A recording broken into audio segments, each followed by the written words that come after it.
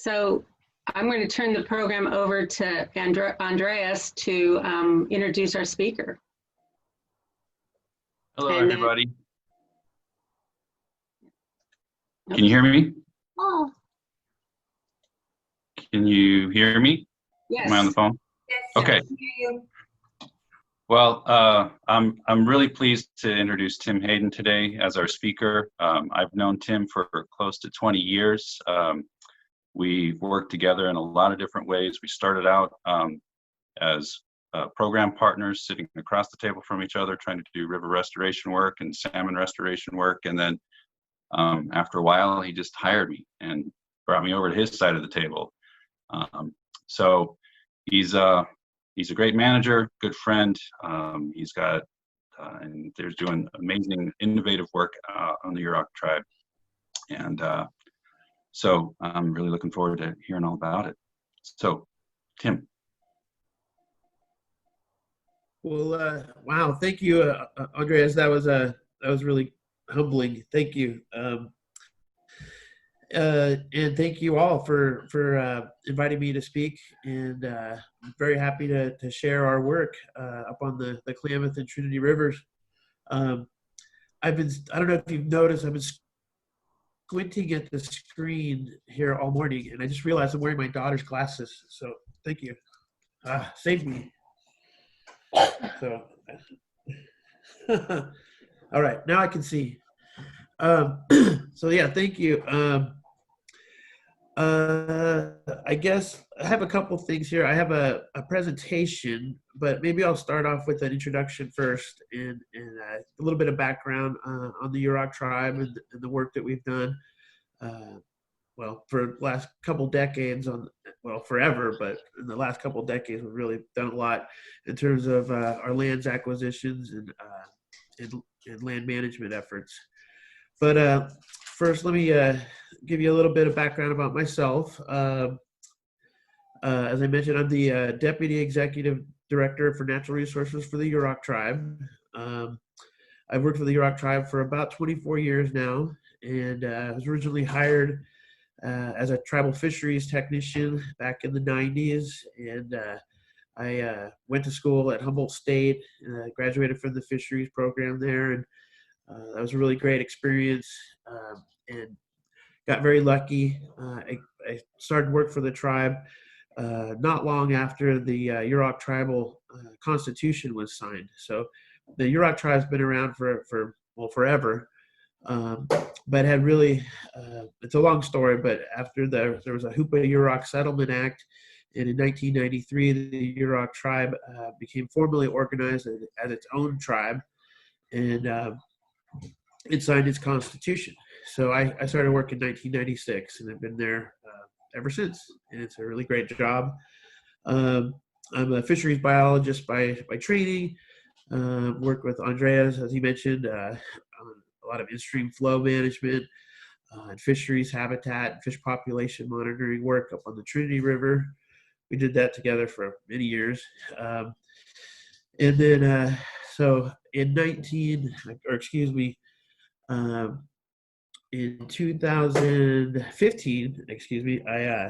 I was talked into taking this role as our natural resources division lead, and so at that time it was time for a change and a new challenge. So I took this position, and so I oversee the Yurok tribe's natural resources division. Let me give you a little bit of background on the tribe. I'm sure you may know a little bit about it, but the Yurok tribe is the largest tribe in California. We have over 6,000, I think about 6,300 tribal members right now. So we're the largest tribe in terms of population and membership in California, and our land base is growing very fast, and that's what I wanted to talk about today. The tribe itself, of course, the reservation is located on the lower Klamath River. The lower 42 miles extends from Witchpeck at the mouth of the Trinity River to the Pacific Ocean. The reservation is about a mile on each side of the river, and well, I'll say that a lot of the tribal members, live on and off reservation. but the majority of tribal membership live either in Klamath or Requa or up what we call upriver areas up near Witchpeck and Pequon. So maybe with that, I have a presentation. Can I get the screen and I can drive here? Let's see here. Does somebody need to hand that over to me? Or how do I do this? Can I share my screen? You should be able to just share it. Go ahead and give it a go. Oh, okay, I see. Sorry. I'm used to GoToMeeting. Let me see here. So bear with me. Yep, no worries. All right, let's see here. I'm going to start off with a map. And I also, I sent this map at a little bit later. This map here, let me zoom out a little. Oh, too much. I forwarded the map Can you to all see that? everyone in your email. I wanted to, okay, it's a little colorful here, but I wanted to give you a little bit of lay of the land, so to speak. As I mentioned, the Yurok Reservation extends about 42 miles from the mouth of the Trinity River to the Pacific Ocean. Our reservation extends about a mile on each side of the river, and you can see here, these are the reservation boundaries. Within the reservation, there's around 50,000 acres, 54,000 acres of land. And unfortunately, over the years, due to a lot of things, the tribe has lost ownership of a lot of those lands. A majority of the lands had been purchased by Green Diamond Resources Company. And so one of the goals of the tribe, and it's really part of our constitution, is to repatriate those lands. And so, we've been working very hard to restore our tribal land base within the reservation, but also throughout our ancestral territory. So this map here, it shows this maroon line kind of outlines the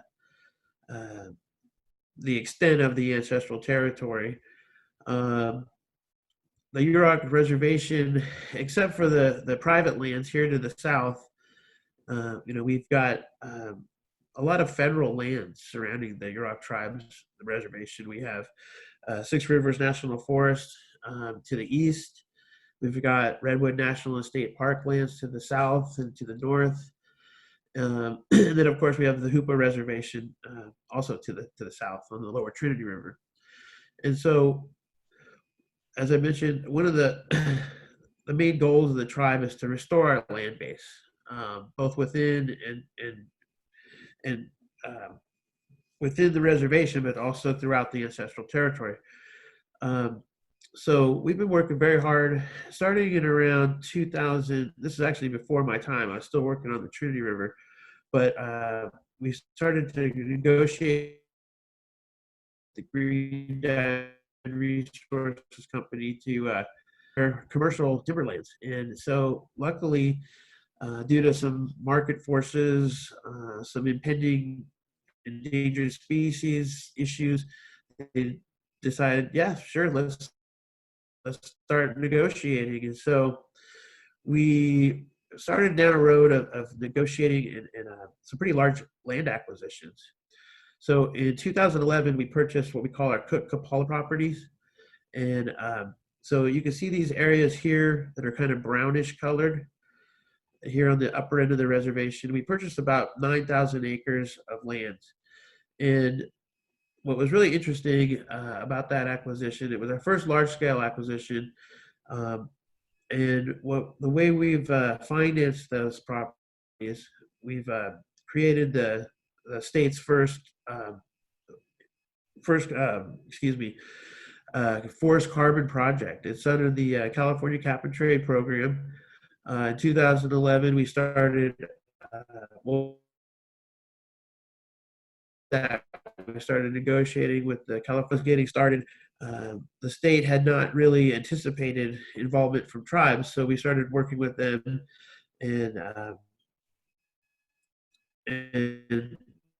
through some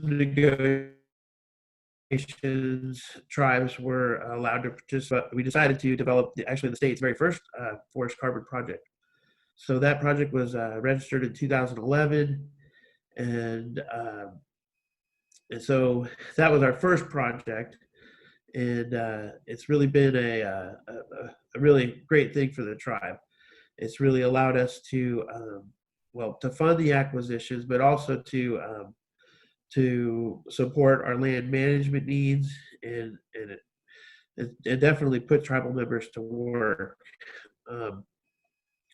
In 2013, we continued to work with Green Diamond and others. We entered into a partnership with a group called the Western Rivers Conservancy. They're a nonprofit group based out of San Francisco and Portland. They essentially work with landowners and basically purchase watersheds to set up conservation easements and other preserves to protect wild and scenic rivers and really unique ecosystems. And so we started working with Western Rivers, and we wanted to really look at some creative financing to continue purchasing, some of these lands within the reservation, but also adjacent to it. So in 2013, we closed on what we're calling our phase 1 property. And you can see here, it's around 24,000 acres of lands that we purchased in Upper Pequon and Upper Capel Creeks. I don't know if you can see my icon here. And that was really really another innovative approach to acquiring our lands. We again decided to it's a long story, and I won't go into too much detail about it, but we've essentially worked with the California Water Resources Board to acquire a loan from their state revolving fund. And what's really unique about it, and what we've agreed to do, is to develop a land management strategy to improve water quality and air quality. And so by doing that, we've continued to work with the Air Resources Board and set up our second forest carbon project. So that project's, again, about 24,000 acres, and we continue to use those funds to pay off the loans, but also to fund some of our road decommissioning work and other restoration activities up there. So continuing along that trajectory, we working with Western Rivers Conservancy, and in 2015 we purchased really what we felt was a really culturally important area. We purchased Lower Blue Creek, excuse me, the Lower Blue Creek watershed here in the Lower Klamath. It's kind of this grayish color. So that was what we're calling our phase 2 acquisition, and that was around 25,000 acres. So over the years here, we purchased 50,000 acres fully grown very quickly. So one of the things that we've done is develop a two-pronged land management strategy. And I'm going to switch over to my presentation. Let me see here. We'll go over to here.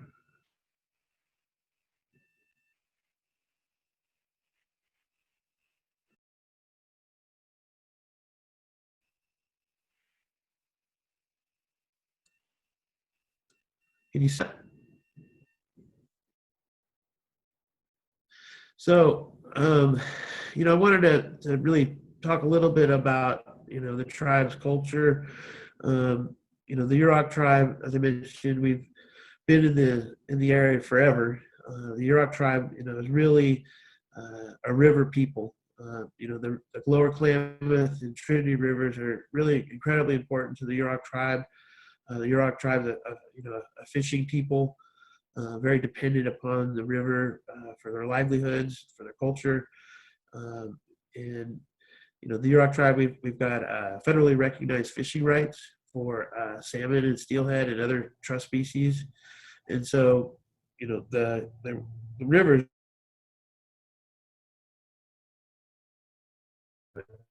and everything that the tribe does is its approach to life, and and restoring the river, respecting the river.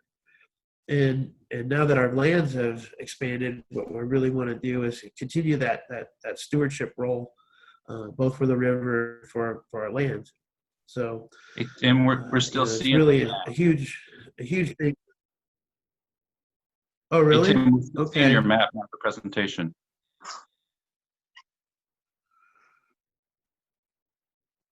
I see. Hold on. Let me switch over. Let me see here.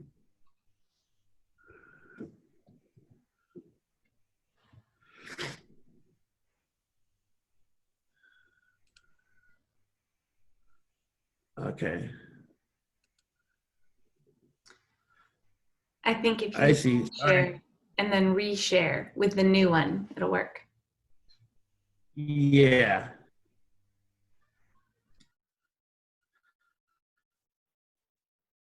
Okay. Is that working? No, we still see the map. Okay.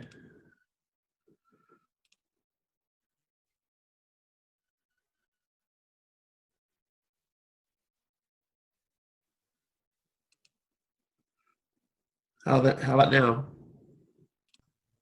Still see the map. Huh. Okay. Unshare screen and reshare. You can then select what you want us to see. Okay. I see. Sorry. Okay. How's that? Getting there, maybe? Yeah. There you go.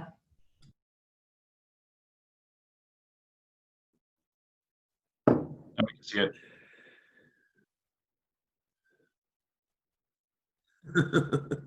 Is that a yes? Yes, we can see it Yes. now. Well done.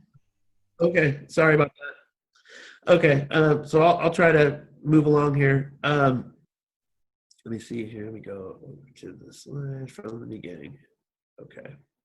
So I wanted to talk about our land management approach, and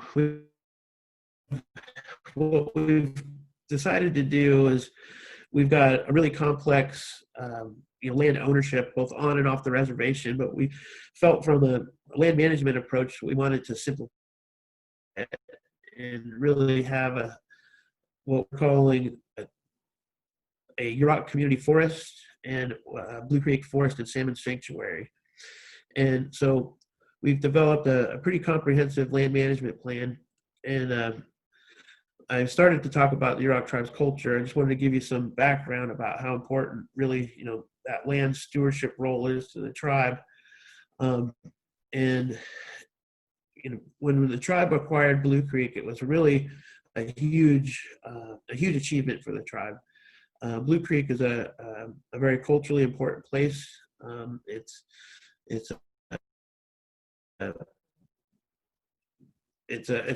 a place that's been really held sacred to the Yurok tribe and Yurok people for a long time.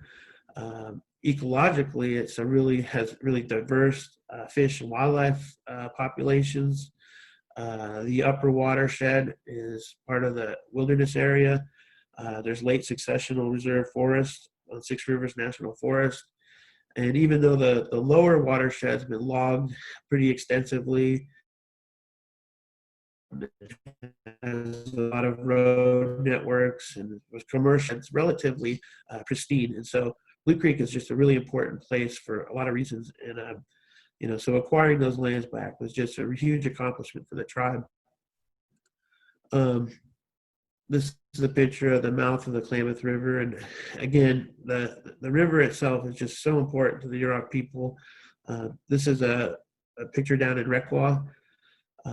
This is kind of the center of the tribe's fishery.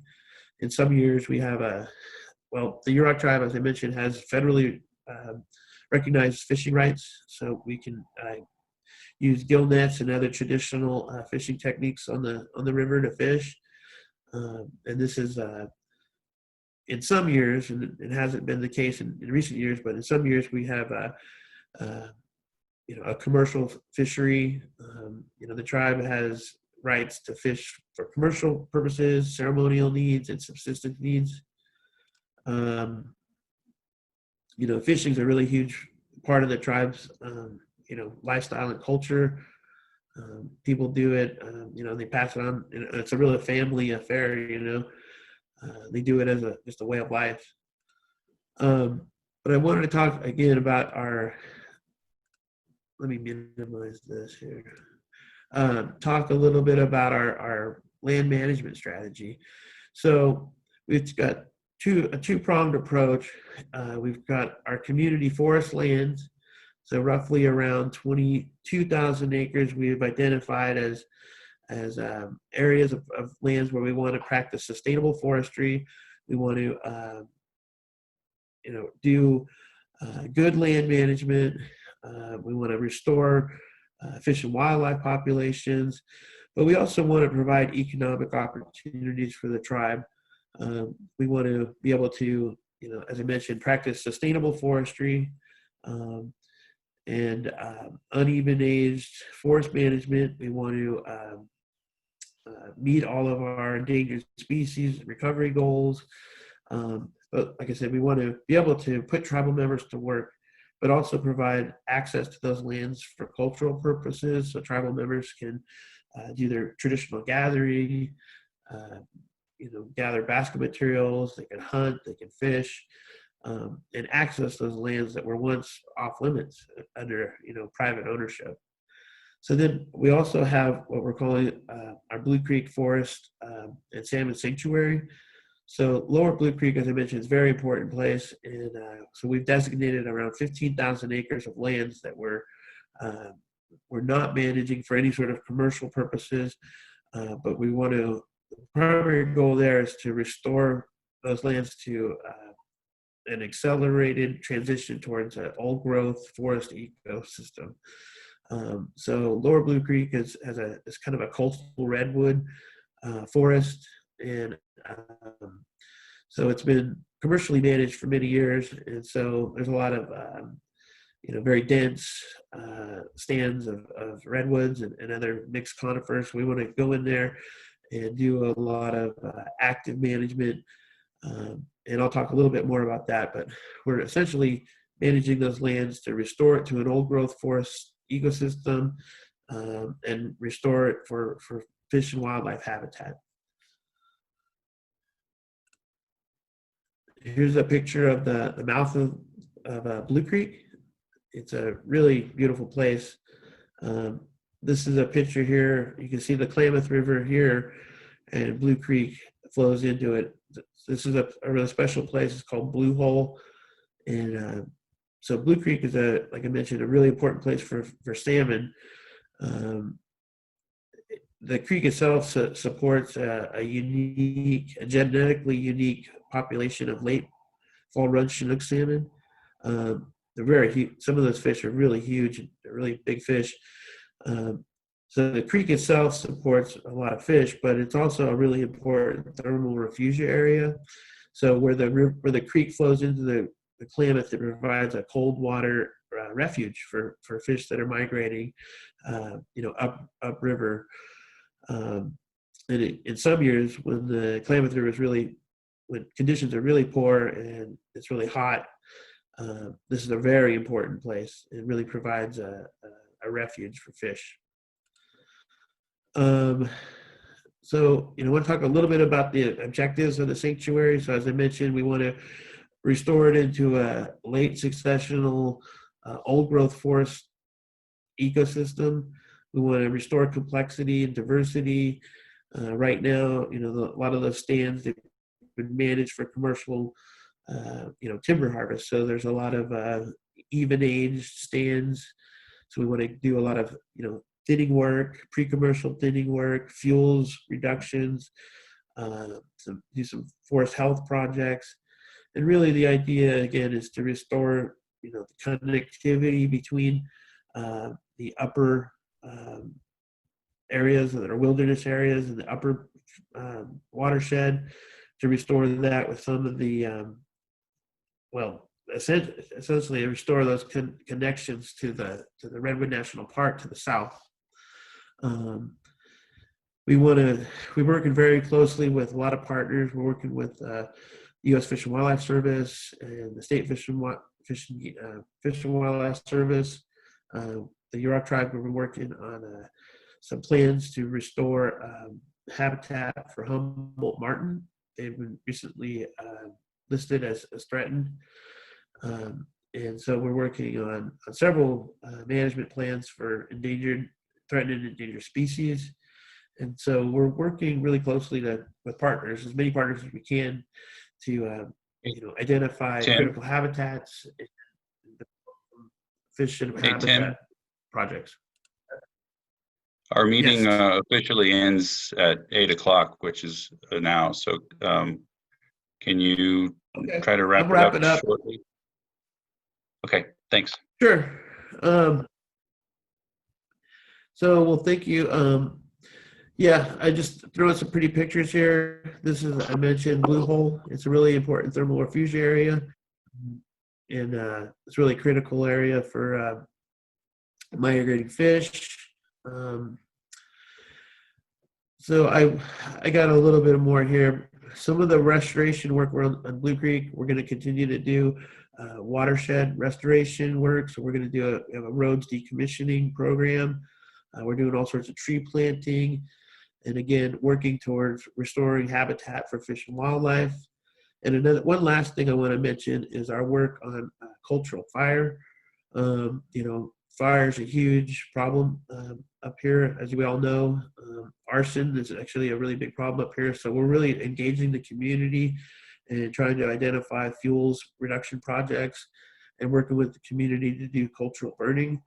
So, and that's a real, it's a real new effort, but I think it's really important to engage the community in that. So I guess with that, let me see here. I'll stop sharing my screen. And I don't know, any last minute questions here? I'm sorry I took so long. So Tim, I've got a question for you. For the Forest Carbon Project, basically that's allowing people and organizations to buy carbon credits for offsets, right? Yeah. Okay. Right. And so is there, if I as an individual or an organization wanted to buy local carbon credits from the Yurok Tribe, is there a way to do that? Currently there isn't, and that's a great question. Thank you. There's cap and trade is very complex, but one of the things, there's essentially two types. There's compliance offsets that, compliant regulated entities are, have to buy, so to speak. And then there's voluntary offsets. So green companies or individuals can purchase, let's say that they wanted to mitigate their carbon footprint on their business or even schools. And those are typically, smaller scale, less expensive. And we're working towards developing we have had some voluntary sales, a few that we've sponsored, a couple events. And so we're working to do that, I guess is the answer. I think we've really right now, it's a market driven issue. And I don't want to waste too much of your time, but really the pandemic's had a huge impact on the carbon markets right now. Because of the decreased energy demand and the effects on energy markets, it's actually impacted carbon as well. So to answer your question is yes, we're working on it, and hopefully within the next year we'll be able to set something up where we can work with individuals or small businesses to do that. Thank you. I appreciate your time. Thank you, Tim. I wish we could have given you more time. There's a lot to talk about. But we appreciate you coming and sharing what the tribe is doing, and to protect your land, and also to get back some of your land that has been taken. So we appreciate hearing about that. And we are making a donation in appreciation to Tri-County Independent Living, who support people in our community who have disabilities to be independent. We want to thank you for that and your time again.